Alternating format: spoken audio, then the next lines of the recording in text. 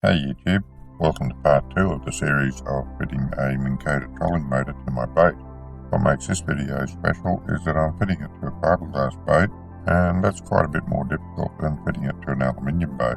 I did this video a good while ago, so I've had some sea trials with this, and I can testify that it works very well. So without further ado, let's have a look at how I did it. Now I'm just cutting a bit of scrap stainless steel I have around to make a bracket to mount the Minn Kota mount on. The idea here being that I can mount the bracket onto the boat and do it very securely with some extra bolts. And it's a bit hard to explain how I'm going to do it, but once I have it done, I'll put it on a video and you'll understand what I mean. But this is going to allow me to solve the problem of one of the bolt holes being out over the anchor well, because this is going to hang out as well, and I'll bolt the bracket onto this. I gotta say, it's nice to have one of these power bandsaws, horizontal bandsaws to cut this with. It's certainly a lot easier than doing it by hand and a lot neater than cutting it with a plasma cutter.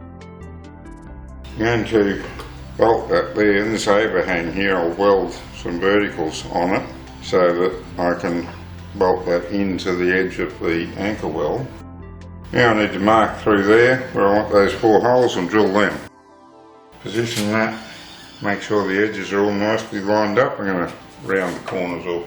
Make sure there's no sharp edges on it when I'm finished. I'm just going to use a nail. I haven't got a thin enough punch to go down there. Now I'll go drill them. The instructions call for 1764 drill through the deck. I might go 932 through this just to give it a tiny bit of clearance, because the deck fiberglass is going to be doing most of the holding. This is just to allow the load to be evenly distributed, because I have a lot more faith in metal than I do in plastic, and also to let me get that 4th bolt in the plastic where it would normally hang over the anchor well.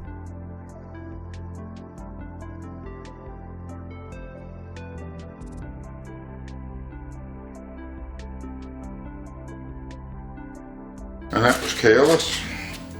Pure carelessness. I let go of that before I had to drill out. And that's how accidents happen.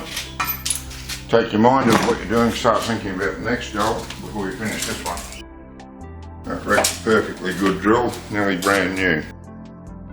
I left this in because accidents do happen, and I found that it's usually because I let my attention wander away from the job I'm doing. But when they do happen, you've got to keep your head about you and don't make it worse than it is.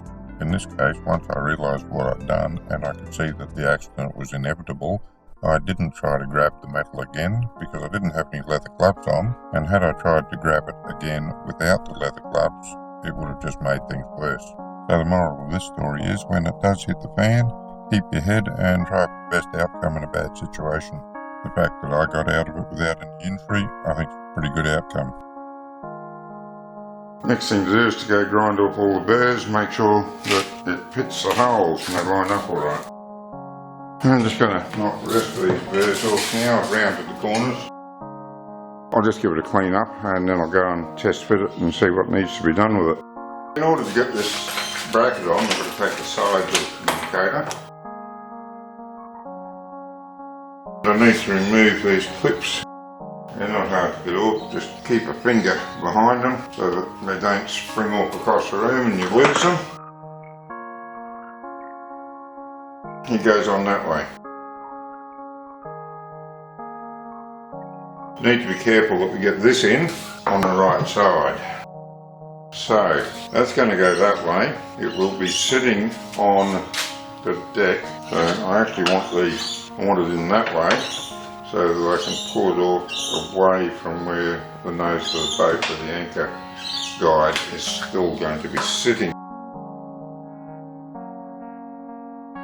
Oh, what do you know? No washers go on there, that's for sure, because they don't fit. So it must be just a nut straight on.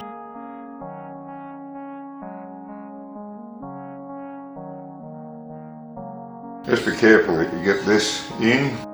There's 2 sides, obviously it doesn't go in that way because that ends up loose. You can check it here. The small end goes through there because the big end won't. The big end down in here line the hole up, and that locks that in place. We can get a nut on this side, so washer rather, so I'm going to do that because these slots are a bit wider and I think they need a little bit of help.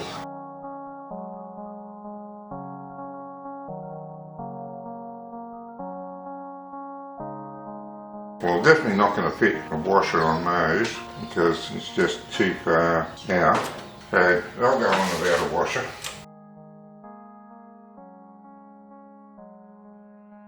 Now that's on, we can put this back